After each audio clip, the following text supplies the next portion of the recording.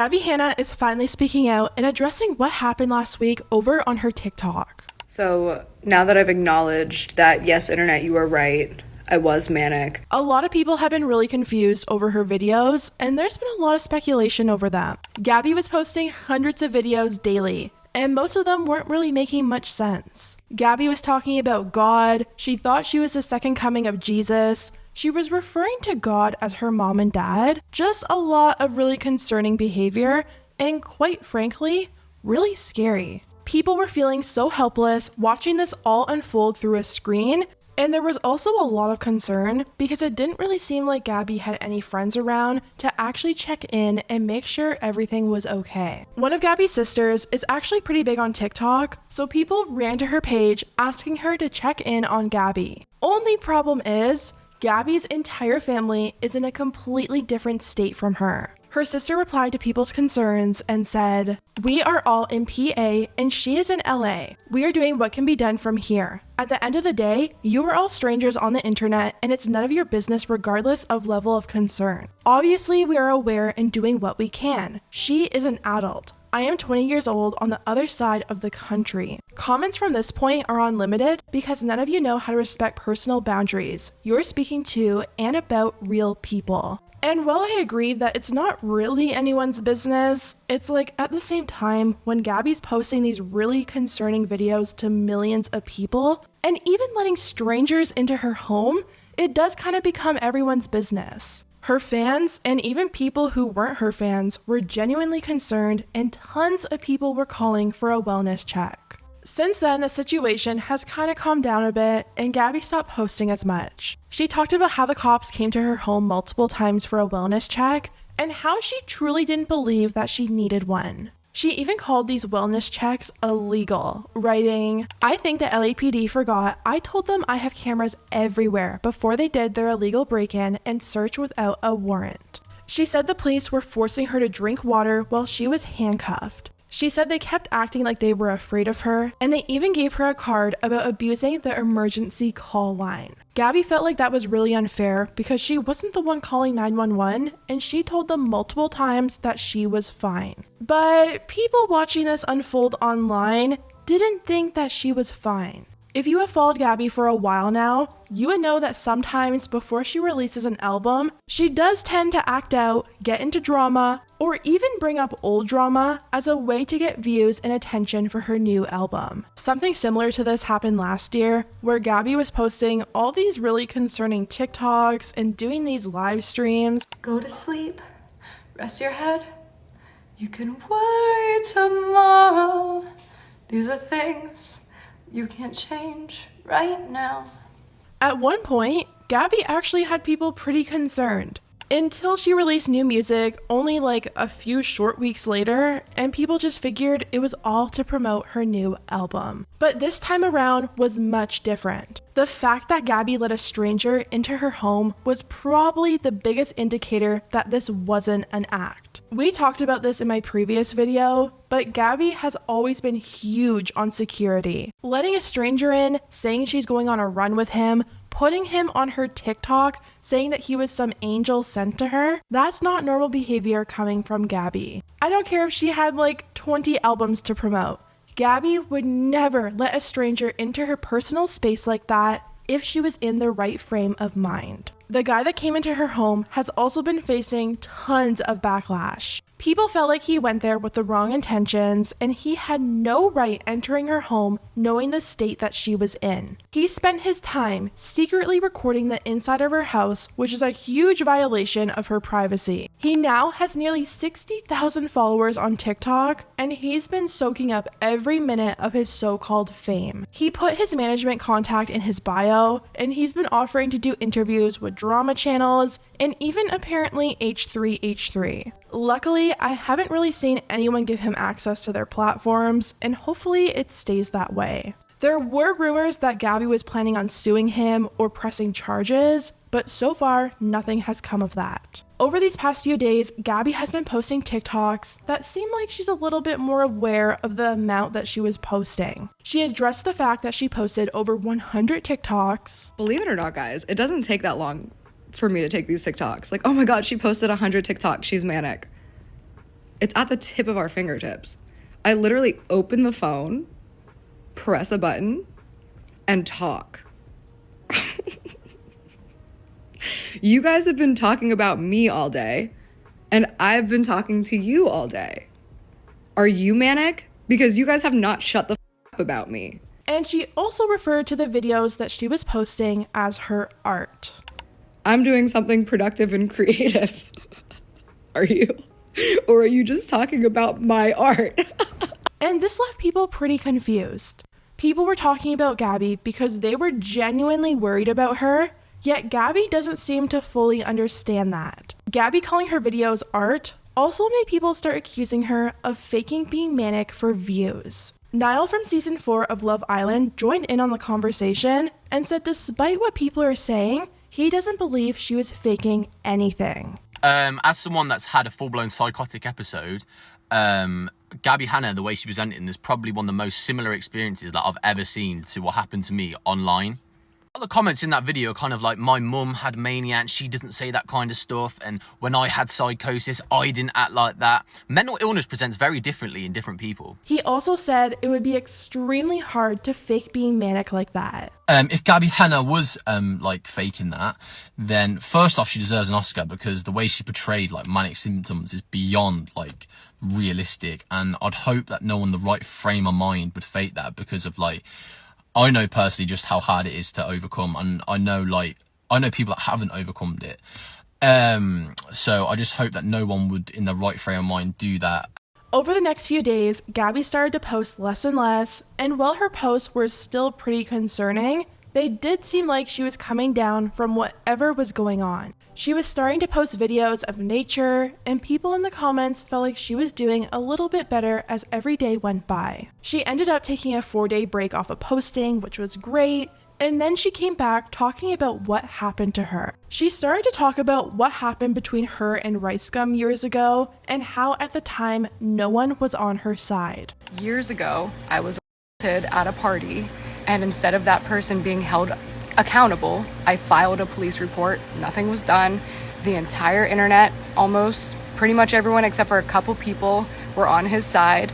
I was victim shamed and bullied, and I had human beings coming up to me, coming to my book tours, coming up to me while I'm shopping. She said ever since then, it's been one thing after another with the internet tabloids. And the tabloids of the internet have done everything in their power to just make me a crazy, hysterical woman.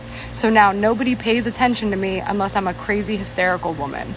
So I'm a crazy, hysterical woman, fine. I'm gonna channel that into something that actually matters, which is children, homeless people, racism, the fact that there's people without clean water. She accused people of abusing the emergency line and compared what happened to her to what happened to Britney Spears. I already had my reputation and so much of my peace stripped away from me from people who just exploited me for profit, just like Britney, and just like Britney, they put me in cuffs and tried to haul me off to a mental hospital. She also talked about her wellness checks and seemed pretty annoyed that people were calling the police on her. Thankfully for me, I'm actually sane. So when I was in cuffs, it could have been silly. If I would have freaked out and actually been unwell, it was still scary as Now, I do agree that the police probably aren't the best resource to handle mental health issues, but that's really the only option that people had. Gabby's posts were so concerning. She was screaming outside, she was letting strangers into her home. Her fans were worried and feeling helpless watching this all unfold through a screen. She also posted a video promoting and talking about her new album, which only came out last month. All of the comments under this video are accusing Gabby of faking being manic to promote her album. Here's what people had to say. How convenient. PR stunt confirmed. Wait, so all of this was just to promote your new music? But other people were pointing out that even if she was faking it, that doesn't mean that she's okay. One person said, "Y'all, even if she did this for an album, she's still manic and unwell. People don't do this to promote music." And that's so true. Even if Gabby did all of this just to promote an album, that doesn't mean she's fine. Like Niall said, to actually fake that is extremely hard, and not to mention, it would have been exhausting. Gabby was clearly getting little to no sleep during that time, and she was also putting her safety at risk. I just can't see Gabby going as far to invite a stranger into her home just to keep the act going. Gabby has since deleted all of her videos from that era, besides 3 of them, and she posted a TikTok asking people to follow her on her Instagram. She also went live yesterday and was recording herself removing nails from her wall and hanging up a broken mirror.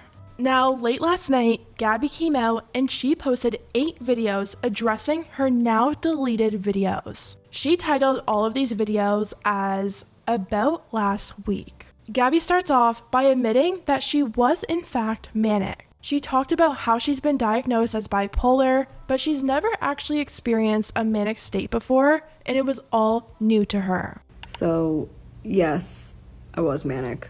I am bipolar. I've talked about it. You can scroll back. But I've never experienced a manic state. I've only ever experienced a hypomanic state. Gabby claims that her posting didn't start off by her being manic. She says she actually does care about homelessness and the babies and all the stuff she was talking about. She says the real manic episode kicked in when that stranger came to her door saying he had to use the bathroom. It started with me doing some spoken word poetry and trying to talk about things that I care about. Where I feel started getting really intense was when that guy came to my door and asked me to use my bathroom, and I sized him up, and he asked him his age. He's 27 years old, and he was wearing pretty tight clothes. I could see that he didn't have any or didn't see any on him. So my bathroom is right side of the front door, so I was like, sure, you can use the bathroom. I asked him if he wanted some coffee, so I got his prints, I got his DNA, I had him say his full name on the phone. I really felt like I was protecting myself just in case this 27-year-old scrawny ass guy was gonna try something. He knew that I had his prints and his DNA and also a witness to his name and the fact that he was there. Now, this is where Gabby lost me a little bit. She's making it out like she had this really elaborate plan to get his prints and his DNA, but in the videos that she was posting with him, she was saying that he was some angel sent to earth for her. I don't think she was in the right state of mind to be thinking so clearly about getting his prints and his DNA. She also says that she asked his age before she even let him in, but as we know, that's not true. He posted the video of Gabby letting him in her home, and she welcomed him in before even asking what his name was. Oh, hi. Hi. Think you can use your bathroom? Yeah, sure. Yeah. Come on. Thank you. Right there's fine. Oh, What's your name? My name's Nick. Nick? Nice to meet you. Right there is Right okay. here? Right there. Right here? Yeah. Oh, thank you. Gabby said she was really hurt because she was just trying to be nice by letting this guy use the bathroom in his time of need, only to feel totally taken advantage of when she learned the true reason why he was there. This city is so evil, like straight up. And like, no matter like what happens to me, like I still fight so hard to just like try to do the right thing and the kind thing. Then she talked about what happened after she kicked the stranger out of her house. She went upstairs, put some music on, and that's when the police showed up. So I come down the stairs, I see 4 of the 5 officers standing right at the bottom, and I was like, what's going on? And they're like, we're just here for you, we're just here for your safety. But they asked me to turn around on the stairs, and then they cuffed me. And I said, why am I being put in cuffs? And they just kept saying, it's for your own safety, it's for your own safety. So I said, oh wait, oh my God, I think I know why you're here. Like, what happened? Like, is that guy? And then they're just like, what are you talking about? So then I found out they have no idea who this guy even is, and they're here on something completely unrelated. Gabby also admitted that she was smoking when all of this was going down, which isn't really that shocking, and she talked about how scary it was to be in that state of mind while having people show up at her door. And they said, well, why do we keep getting calls? And I said, I tell you guys every time you come, it's just trolls. So now I'm the target of the police getting angry that calls are coming in about it. The cops for the past month are what triggered me into my very first manic episode. Gabby said going forward, she's going to be making some changes. She's going to stop smoking, she's going to start going to therapy again, and she's eventually going to open up about what she was experiencing. She also talked about how angry she was over people calling for a wellness check on her. She said mania is not dangerous, and by calling the police, people were putting her life at risk and also wasting police resources. And as far as mania or hypomania goes, just because somebody's manic doesn't mean they're dangerous to themselves or anybody else. Just because somebody's saying things in a way that you don't like, or that you don't understand, or that you don't agree with, or you find offensive in some way, does not mean that they're dangerous, and does not mean that you should be calling the police and putting their life in danger and wasting the resources. Or I could have been taken to a mental hospital, and I wasn't, because even though I was in a manic episode, that doesn't mean that I'm need to be locked away and need like treatment. She ended off by addressing why she deleted all of the videos. She said since there were so many videos, people were calling her manic, and that's what ended up making her manic. She claimed that her videos were just spoken word poetry, and people not understanding that is what made her manic. When I went back to the beginning and I was watching it, it was just spoken word poetry about homeless children. And yeah, I screamed in that video, the help me video, because I am trying to get attention on it. But just because I'm responding to a poem with passion and emotion and performing, that was performance. Help me, help me, help me, help us. That was performance. But then when it turns into people calling the police because they're not listening to what I'm saying in context, they're just looking into the drama of it, and now it's like a whole different thing. It did spiral into something else. A lot of people were really disappointed that Gabby didn't address a lot of the really hurtful and offensive things that she said during her manic episode. Gabby pretty much spent 8 videos calling people out for being concerned and calling the police, instead of addressing some of the hurtful things that she said. Gabby ended up making one last video and denied ever acting out as a way to promote any of her music or her art. I never cause drama or fake anything to promote a project. And people are always like, every time she has a project coming out, I always have a project coming out.